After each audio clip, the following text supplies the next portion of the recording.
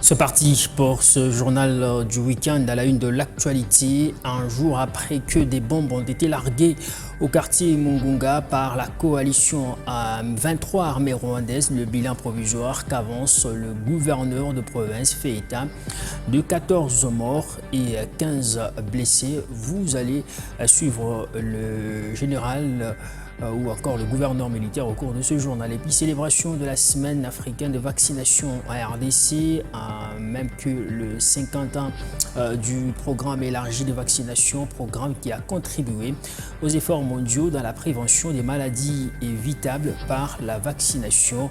Les détails, c'est tout de suite. Si on va vous parler de la sécurisation du pont là-bas, j'étais sur la rivière portant le même nom, sur la RN39 au village Mopondia, à l'entrée des Koulouzi, qui a été au centre des échanges entre le ministre provincial de l'Intérieur, Deoda Kapenda Petit Kandokatoke, et le conseil local de sécurité. Prendre des stratégies pour la sécurité de cet ouvrage était l'objectif de cette rencontre. Mesdames et messieurs, voilà tout pour le titre de ce journal du week-end.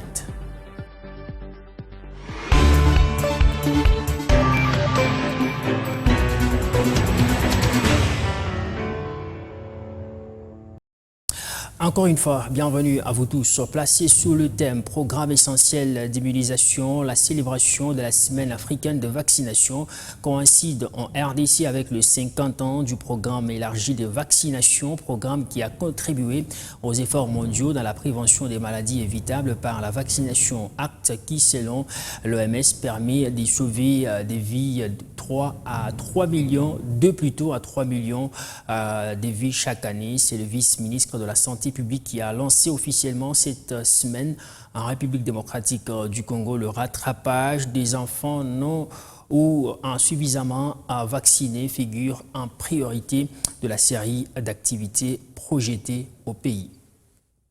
Aujourd'hui, 13 vaccins sont recommandés dans tous les cas à toutes les étapes de la vie et 17 autres vaccins sont recommandés en fonction du contexte. Le programme qui couvre désormais des personnes de tous âges s'appelle aujourd'hui Programme élargi de vaccination. Au cours des dernières années, pendant la pandémie, les progrès en matière de vaccination ont été ralentis.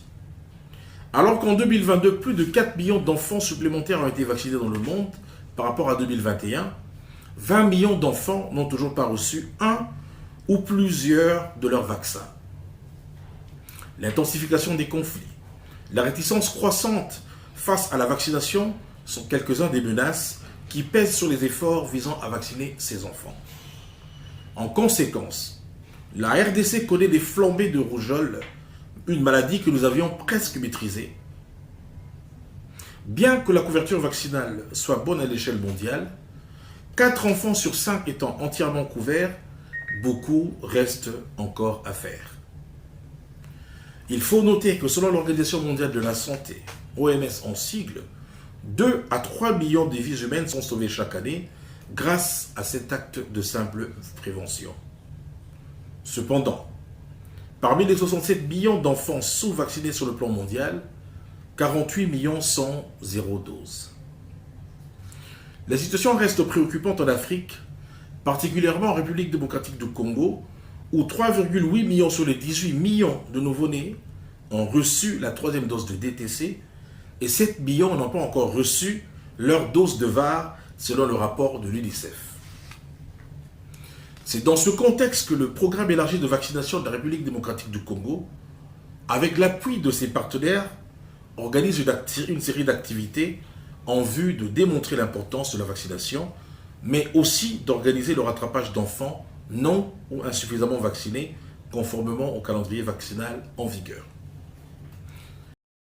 Parlons de la situation sécuritaire dans la partie est de la République démocratique du Congo. Un jour après que des bombes ont été larguées au quartier Mungunga par la coalition M23 armée rwandaise, le bilan provisoire qu'avance le gouverneur des provinces fait état des 14 morts et 35 blessés. Le général-major Peter Chirimwami appelle ainsi la population à la résilience et à résister face à la terreur que la coalition M23 armée rwandaise veut imposer aux habitants.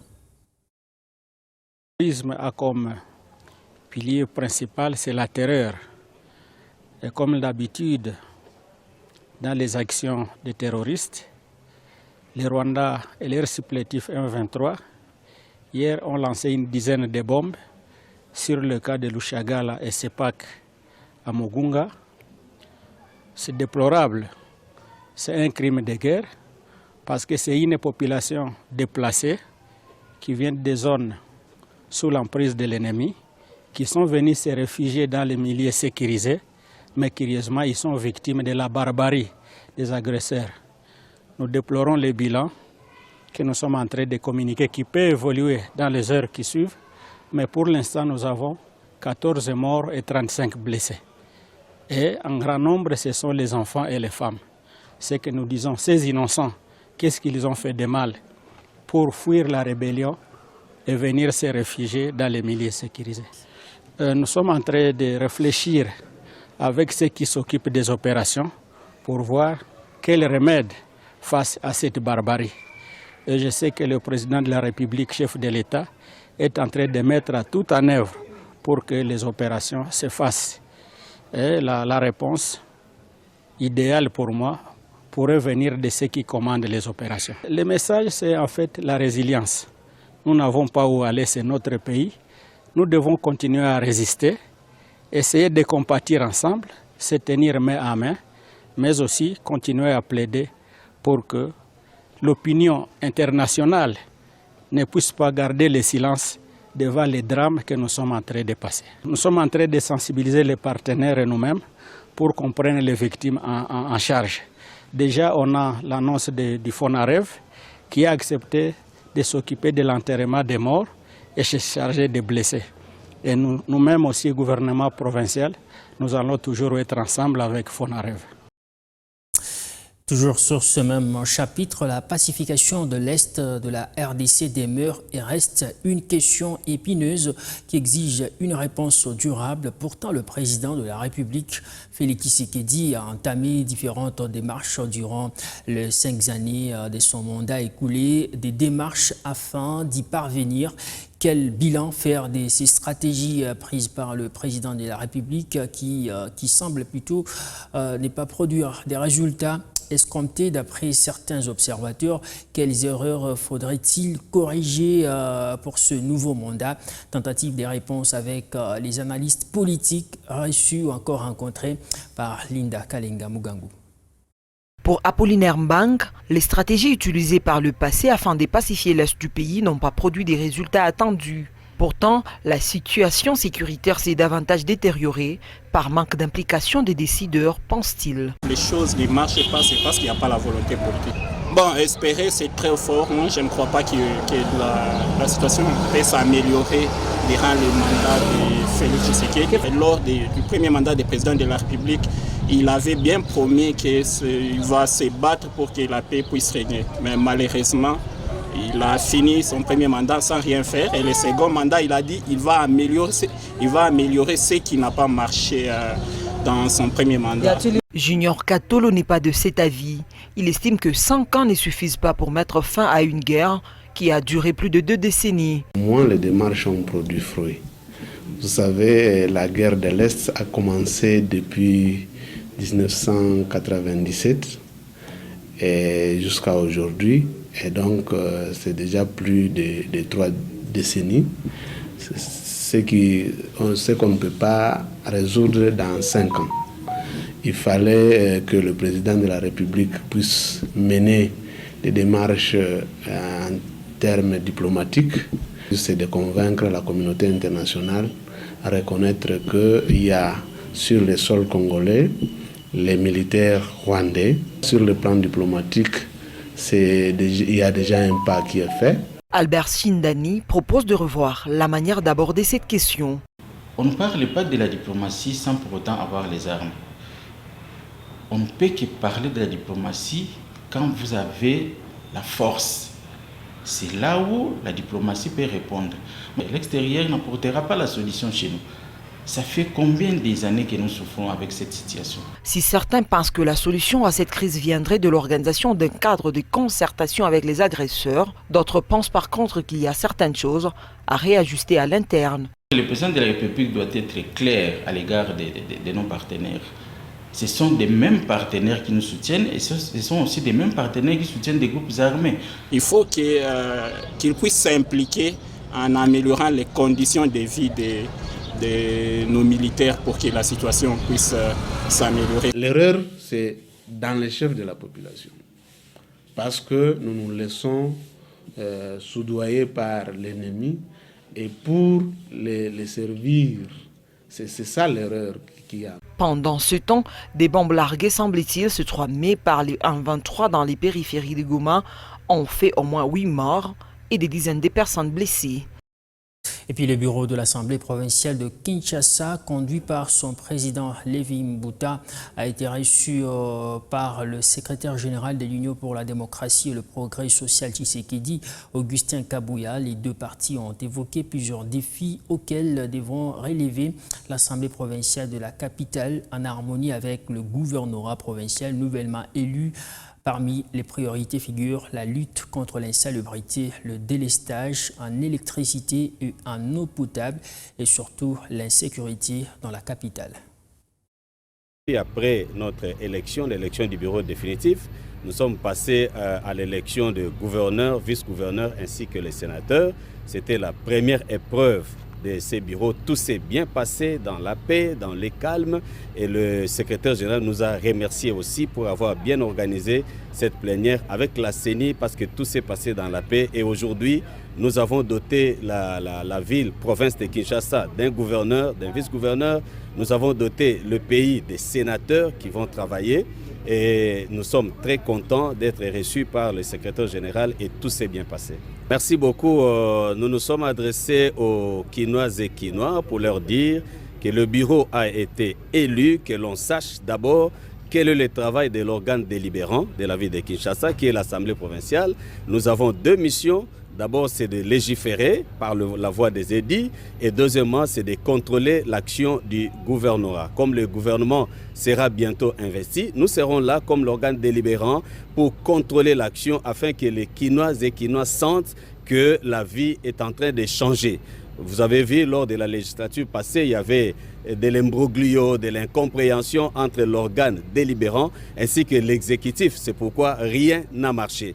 Le problème de l'insalubrité, le problème de l'électricité, le problème de l'eau et surtout le problème de l'insécurité dans la ville de Kinshasa. Rien ne pouvait marcher parce que ces deux organes, ces deux institutions n'ont pas bien travaillé ensemble. Mais cette fois-ci, que les Kinoises et Kinois soient apaisés, votre bureau est là, ainsi que le gouverneur et les vice-gouverneurs qui venaient d'être élus. Nous allons travailler dans la symbiose, nous allons travailler ensemble et que les Kinois sachent que le travail sera très bien fait. Ils auront la paix. Le phénomène Koulouna, nous allons vraiment le combattre avec bien sûr les dispositifs que le général provincial est en train de mettre en place.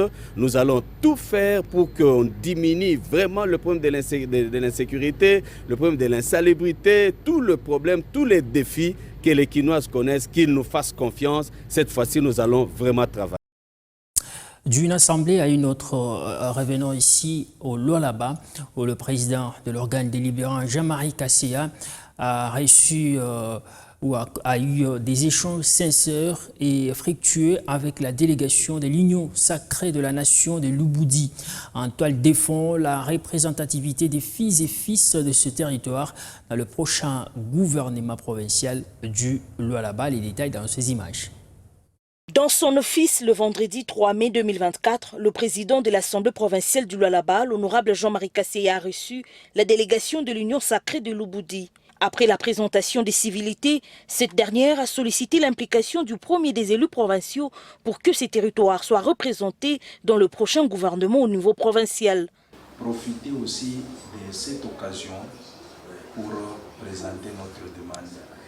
Parce que les territoires de Lubudi, chaque fois nous sentons qu'il y a des lamentations de la part des leaders communautaires. Nous sommes oubliés à la province, nous sommes oubliés à l'Assemblée, il y a ceci, nous on ne participe pas. Nous-mêmes nous sommes rendus compte que c'est parce qu'on ne se présente pas, c'est parce qu'on ne vient pas vers vous. Très réceptif, l'honorable président Jean-Marie Kasseya a donné à ses hôtes toutes ses assurances concernant la représentativité de tous les 5 territoires dans la composition des membres de l'exécutif provincial en gestation. Je pense La province nous appartient tous. Tous. Vous oubliez? Non. Je sais que dans le gouvernement, il y a aussi des enfants de l'Oubudi. Le moment Fifi n'oublie personne. Tous les territoires sont représentés. Moi ici, je vais vous parler des territoires. Hein. Moi, je ne parle pas des tribus. Parce que nous sommes rabaissés vraiment trop bas. Et moi qui vous parle, je suis une Ndembo et Sang. Mon village, vous êtes des Fungo, mais non? Oui, oui. Allez voir le chef Lukundwe. C'est mon village à moi. Ampala. Je peux être un jour un chef coutumier là-bas. Et vous voyez le chef Lukundwe, vous lui posez la question, Kassias, il est qui dans votre famille? Il va vous expliquer. Donc, ce sont des choses que moi je n'ai jamais parlé. Mais actuellement, on nous pousse à parler des tribus. C'est pas normal. Alors, je ne peux pas rester dans le débat des caniveaux, dans le débat des tribus. Nous devons parler des circonscriptions électorales ou des territoires. Parlez-moi comme vous êtes venus. Vous venez au nom du territoire de l'Oubudi. Je suis d'accord. Là, je vous reçois. Nous, les aînés, on ne peut pas vous inculquer cette histoire des tribus. Sinon, nous allons freiner le développement de notre province de Lualaba. Pour marquer d'une pierre blanche cette rencontre, la délégation a offert un présent à l'honorable président Jean-Marie Kassia en vue de lui souhaiter un fructueux mandat. Toujours à l'Assemblée provinciale du Lualaba, le président Jean-Marie Kassia a reçu la délégation de l'Alliance nationale des autorités traditionnelles venue pour apporter leur soutien au nouveau bureau définitif. Ces chefs traditionnels ont aussi insisté sur le développement de tous les territoires de la province du Lualaba. Il n'y a jamais eu de développement sans la paix. C'est dans ce sens que les chefs traditionnels représentant tous les 5 territoires de la province du Lualaba ont apporté leur bénédiction au nouveau bureau de l'Assemblée provinciale du Lualaba. Cette délégation de l'Alliance nationale des autorités traditionnelles a rencontré l'honorable président de l'Assemblée provinciale Jean-Marie Kassia ce jeudi 2 mai 2024 pour parler des problèmes et attentes de la population lualabaise durant ces quinquennats. Nous sommes très heureux, nous remercions le bon Dieu, nous remercions aussi nos ancêtres pour nous avoir accompagnés et arriver à ce résultat qui est pacifique. Parce qu'il n'y a pas bain de sang. Vous avez coupé la poire en deux et fini les tralala. Maintenant, c'est le travail. Et c'est comme ça que nous sommes venus vous donner la bénédiction. Nous, en tant qu'autorité traditionnelle, nous vous donnons la bénédiction. J'espère que ce n'est pas la première fois que nous allons venir ici chez nous. Et que vous puissiez aller de l'avant, travailler, collaborer. Vous êtes la mère, vous avez engendré le gouverneur. Rien n'a été épargné dans leurs échanges, de la situation sociale à la sécurité, en passant par les infrastructures routières pour chuter à la politique. Tout a été évoqué pour le bien des Lualabais. Vous avez la RN39, vous avez la RN1 de l'autre côté de l'Oubudi. Et vous avez aussi le route des dessertes agricoles. Nous avons de l'insécurité dans cette ville de colonisation. On ne sait pas dormir parce que nos enfants se sont fait eux-mêmes patrouilleurs. Ils sont tout le temps dehors. Ils sont dehors. Ému par la présence des chefs des terres, le premier des élus provinciaux, l'honorable Jean-Marie Kassia, a promis de tout mettre en œuvre pour le développement de la province et cela passe par un travail assidu. Nous sommes battus pour avoir notre... Voilà, nous nous sommes battus tous. La raison était que nous puissions développer chez nous. Et Dieu nous a accordé. Voilà, aujourd'hui nous sommes là. Je pense que la moindre des choses, c'est écouter les aînés, écouter les parents, pour que nous tous, nous puissions regarder dans la même vie. Ce travail n'est pas si facile, mais nous pensons avec votre accompagnement, avec l'accompagnement de Dieu, nous pouvons aller plus. Rassurés du bon fonctionnement des institutions, ces chefs des terres ont été ravis des échanges fructueux. La sécurisation du pont Lualaba jeté sur la rivière portant le même nom sur la nationale numéro 39 au village Mopandja à l'entrée de Kolwezi était au centre des échanges entre le ministre provincial de l'Intérieur et Sécurité Deoda Kapenda, Betty Kiando Katoke, chef secteur Lulu et le conseil local de sécurité. Prendre des stratégies pour la sécurité de cet ouvrage était l'objectif de cette rencontre.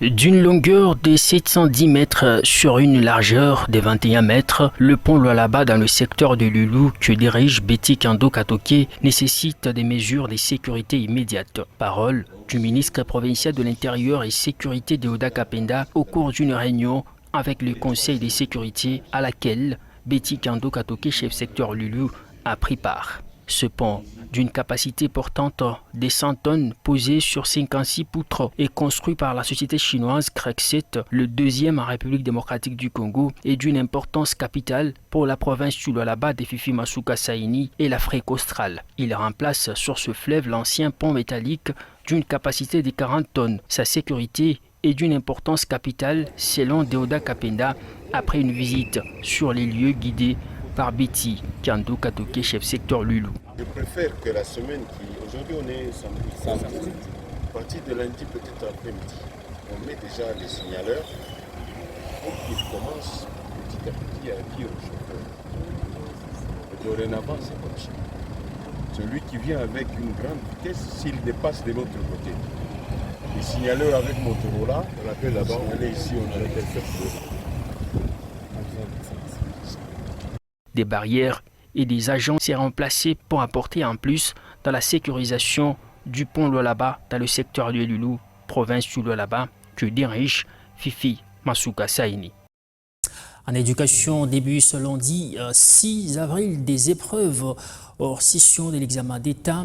À quelques heures du lancement, la province éducationnelle Lualaba 1 évoque quelques difficultés liées à l'organisation. C'est en l'occurrence la perception des frais de participation des élèves. Jean-Marie Guéret a par ailleurs fait savoir que après contrôle des documents, la province éducationnelle Lualaba 1 a atteint 17 357 inscrits. Je vous prie de les suivre dans ce propos recueilli pour vous par Oscar Kalamba Chichikou. De ces 17 357 inscrits, nous avons recherché aussi les cahiers d'items au niveau de Kinshasa. Nous avons été à Kinshasa, nous avons retiré tous les cahiers d'items en rapport avec les effectifs. Après avoir retiré tous les cahiers de dissertation, y compris aussi les épreuves traditionnelles, sans oublier les différentes épreuves liées à la pratique professionnelle et au français oral. Nous avons procédé à la réunion avec les chefs d'établissement pour leur donner des instructions, comment ils peuvent se tenir, comment les élèves peuvent se tenir au centre de passation respectif. Nous sommes en train de procéder au recouvrement de frais de participation. Il y a des parents qui jusqu'à présent n'ont pas encore réagi, jusqu'à présent n'ont pas encore atteint l'enveloppe globale prévue pour l'organisation de l'examen d'État. C'est ça les difficultés. Au niveau de la province, oui, nous avons écrit. Je pense que la province est en train de se battre pour mettre à notre disposition des moyens comme par le passé. La province de Lualaba prend souvent en charge les frais de participation, mais ce que nous déplorons, c'est le retard que nous observons dans le versement de ces frais-là. Mais cette année, de l'entretien que j'ai eu avec le cabinet du ministère de l'Éducation, en tout cas, nous sommes rassurés que d'un mois à l'autre, la province va créditer le compte pour que nous puissions correctement organiser ces épreuves. La Société Générale des Services et des Constructions, SOGESCO, a pris part active aux assises de la 5e édition du Katanga Business Meeting qui s'est tenue au centre de négoce de Moussampo, ici à Kolwezi. Cette entreprise a exposé au cours de cette rencontre sa nouvelle gamme des produits de la marque Chent, nous dit Yvette Fortuné Kadiadia. Exposant au Katanga Business Meeting, la Société Générale des Services et Constructions, Sogesco en sigle, entreprise spécialisée dans la génie civile, a présenté aux visiteurs sa nouvelle gamme de biens électriques de la marque Schentz. Nous sommes là, Sogesco déjà, c'est une boîte qui est là depuis 15 ans. À Kolwezi, nous sommes dans tout ce qui est construction, génie civil, structure métallique. Ce sont des services qu'on rend déjà depuis assez longtemps. Mais si on est venu au KBM, c'est pour présenter notre nouvelle marque qu'on vient de rajouter à nos services et à tout ce qui est fourniture de biens, en particulier les biens électriques, avec la marque Schentz, qui est un grand fabricant chinois, avec beaucoup d'expérience, à cela je dis 40 ans d'expérience dans la construction des équipements électriques. Et on est représentant de cette marque ici au Congo. On a ouvert à partir du Lualaba, vu que c'est une province qui est vraiment en expansion. Alors on a préféré faire le premier lancement ici et on va s'étendre au fur et à mesure sur le pays. Aux côtés de ses partenaires privés et industriels, Sogesco veut par ses équipements garantir la sécurité de leurs bâtiments. Pour les privés, c'est une marque qui leur garantit une assez grande sécurité parce que vous voyez avec tout ce qu'il y a comme vague d'incendie, c'est dû aux mauvais équipements qu'on vend.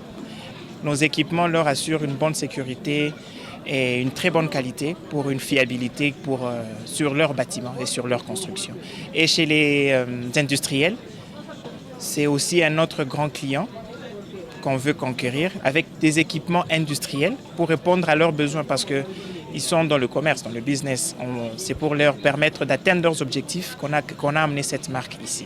La Société Générale de Services et Constructions est basée à Kolwezi, sur l'avenue Lumumba, au 1168, où vous pouvez retrouver dans leur shop toute leur gamme. La tradition a été respectée au service de l'anti-incendie de la commune de Dilala.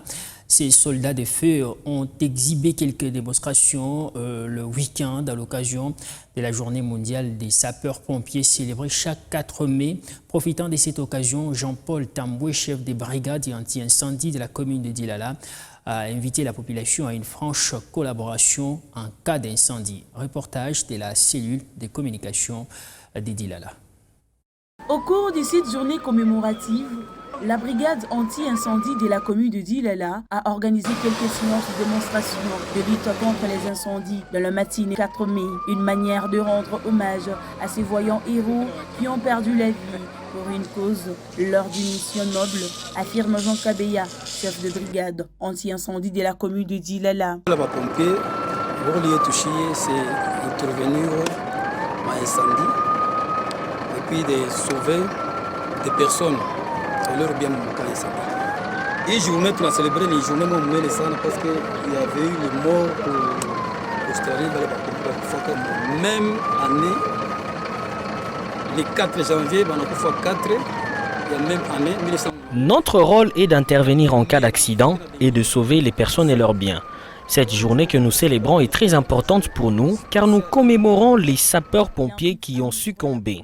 Du Lualaba en général et celle de Dilala en particulier à avoir une attitude responsable envers les sapeurs-pompiers en cas d'incendie. Il remercie par la même occasion l'autorité communale Françoise Mangouji pour son attention soutenue envers cette brigade. Incendie, il faut moto, parce qu'il faut qu'il y ait un feu, alors comment nous mettons la lungula? Nous nous sommes utiles qu'en cas d'accident. Alors nous ne pouvons être informés que quand la population nous appelle. Et quand on nous appelle en retard, ça donne l'impression que nous intervenons toujours en retard.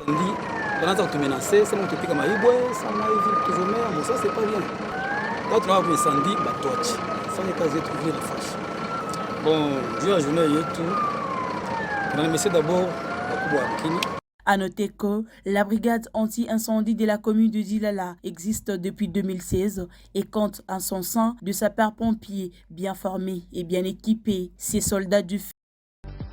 Mesdames et messieurs, c'est la fin de ce journal du week-end. Merci beaucoup de votre fidélité légendaire. Je vous retrouve prochainement.